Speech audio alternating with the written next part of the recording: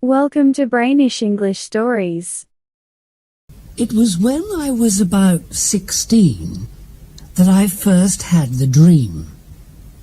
And this is what happened in it. I stood in front of a big red house and waited. Soon a man opened the door and said, "Go through into the garden and have some tea." I went through the living room and the kitchen and into the garden at the back of the house. There were 6 people there, sitting on chairs and drinking tea, but I didn't know them. Then one of the men spoke, and I saw that he was from my old school. I remembered his name, Jack Stone, but I didn't know him well. He told me that the others were his mother, father, and sisters. I didn't like it in the garden with those people. Nobody spoke to me, and it was very hot. I wanted to go home. In the corner of the garden was an old tower, a very tall, thin building. Suddenly, Mrs. Stone turned to me and said, "Jack is going to show you your room now. It is in the tower." I did not know why, but her words frightened me. I knew the tower was dangerous, and I didn't want to go there. Jack stood up, and I knew I had to follow him. Inside the tower, we walked up and up in the dark, and then we arrived outside my room. Jack opened the door, and I always woke up suddenly before I went into the room. I had this dream many times. It was always the same: the garden, the family, the tower, and I always felt very hot and frightened when Mrs. Stone said, "Jack is going to show you your room now." But I always followed him up and up in the dark, and when he opened the door, I always woke up. I never saw what was in the room. Then the people in the dream started to change. Mrs. Stone had black hair in the beginning, but after 15 years her hair was white, and she was very old and weak. Jack got older too, and ill. One of his sisters went away, and they told me she was married. I didn't like these people, and I didn't want to have the same dream all the time, but it always came back to me in the night. Then suddenly the dream stopped for about 6 months. I was very happy, and I tried to forget the garden, the people, and the tower. But one night it all started again. This time Mrs. Stone wasn't there, and all the family wore black. Mrs. Stone is dead, I thought. Perhaps Jack isn't going to take me to the tower this time. But suddenly Mrs. Stone spoke. I couldn't see her, but she said, as before, "Jack is going to show you your room now." As usual, I followed him, but this time the tower was darker than before. From a window in the tower, I saw a stone in the center of the garden under a tree, with these words on it: "Remember the bad and dangerous Julia Stone." Again I woke up cold and afraid.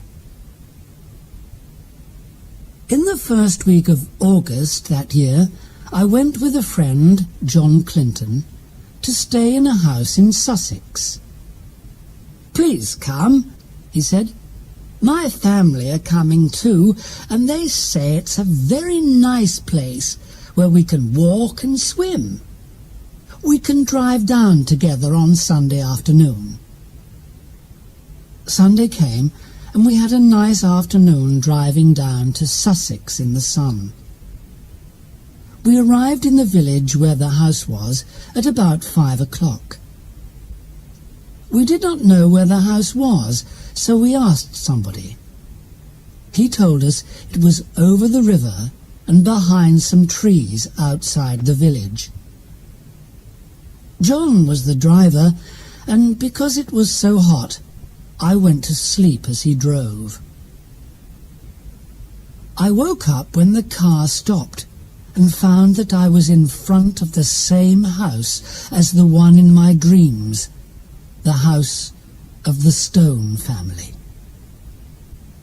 We walked through the living room and the kitchen and into the garden at the back. I knew without looking that there was a tower in the corner of the garden. It was very, very hot in the late afternoon sun. I waited to feel ill and afraid, as I always did in my dream. But the people in the garden were not unfriendly. The Clinton family talked and laughed, and I liked them very much. Then Mrs. Clinton said to me, "Jack is going to show you your room now. It is in the tower." And my friend John stood up. His family always called him Jack, and I followed him up to the room. I was afraid when he opened the door, because in my dream I always woke up before I saw the room. But this time I went in. Everything was very nice inside, and my bags were ready for me on the bed. Perhaps it isn't bad here, I thought, and perhaps the bad dreams are going to stop now that I am here, in the room in the tower. But then I saw 2 pictures near the bed, and that same cold fear came back. One picture was of Mrs. Stone, old and with white hair as she often was in my dream. The other picture was of Jack Stone. His face was ill and angry, as he was in my last dream before this visit. I looked at the picture of Mrs. Stone for a long time. She had dangerous eyes, and they followed me round the room. John Clinton came back to tell me dinner was ready. "I don't like this picture, John," I said. "I'm going to have bad dreams tonight if it stays in here. Can we move it outside?" "Yes," said John. "Let's move it now." But when we tried to carry it out, it was very, very heavy. We could not carry it. We put it down on the floor. John suddenly said, "Oh, look, there's blood on my hand, a small cut from this picture." Then I saw that there was blood on my hand too. But after we washed our hands, we saw no cuts. So we tried again to move the picture. I didn't want to look at Mrs. Stone's face as we moved her picture through the door, but her eyes followed me again. There was a smile on her face now, but her eyes were more dangerous than before. Her mouth was blood red, and the picture was heavier and heavier. We left the picture outside the door of my room. We went down to dinner, and when we finished, John and I went out into the garden to smoke. It was a very hot night, hotter than the day, and I didn't much want to go to bed. Suddenly, a dog ran across the garden and sat under the tree I could see from my bedroom window. The dog sat on the place where the stone was in my dream, and it did not move. It was frightened. It sat and looked at the tower for a minute, and then ran away. Next came a cat, and it did the same thing. "Do you see those animals?" I asked John. "Why are they so afraid?" "I don't know," he said. At about midnight we said good night and went to bed. It was very hot, but I was tired, and I thought I was ready to sleep. Without the picture of Mrs. Stone in my room, I was happier, and I didn't think about her dangerous smile or the cuts on our hand. I closed my eyes and slept. I woke up suddenly. I don't know what time it was. The room was very dark, and for a minute I didn't know where I was. Then, with sudden fear, I remembered. A light came on, and I saw a woman I knew, the woman in the picture. I saw those dangerous eyes, the blood-red mouth, the smile. Mrs. Stone put a cold hand on my neck and spoke. "So, you are here in the tower after so many years and so many dreams. Yes, I waited and waited for you. And then I stopped waiting. But at last you came. I am so happy that you came. Tonight I am going to have a good dinner. I am thirsty. I am hungry. I am waiting. Yes, I am so happy that you came after all this time." Again she put her cold hand on my neck, and then her face came slowly down, and her teeth started to cut into me. I was too weak to move, but suddenly I knew I had to get away quickly. I hit her hard in the face, and at the same time I jumped out of bed and ran to the door. John Clinton was outside. "I heard a noise," he said. "What is it? What's wrong?" And then, "Look, there's blood on your neck." "John," I said, "that woman in the picture we took from the room this afternoon, she came back. She's in there now. Her name is Julia Stone." John laughed.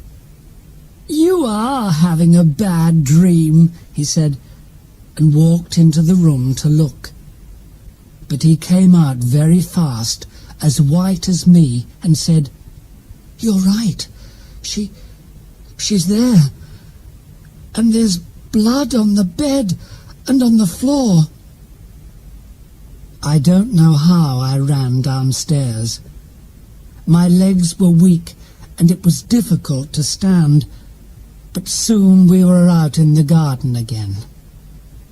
We left the house the next day. About a year later, I went back to the village to ask the people there if they knew anything about the tower and about Julia Stone. One very old woman knew the story. This is what she told me. 8 or 9 years ago, a woman died in that room in the tower where you stayed. 3 times the village people tried to bury her at the church.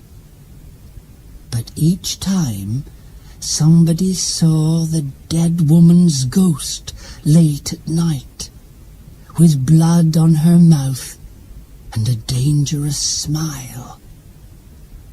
Then we knew that she killed people and drank their blood. We didn't want to try to bury her anymore, so we took her back to the house with the tower and buried her under the tree you can see from the window of that room. There she stays, waiting quietly, sometimes for many years. But people say she visits young men in their dreams, and she brings them here. I think you know what happens to them when they arrive.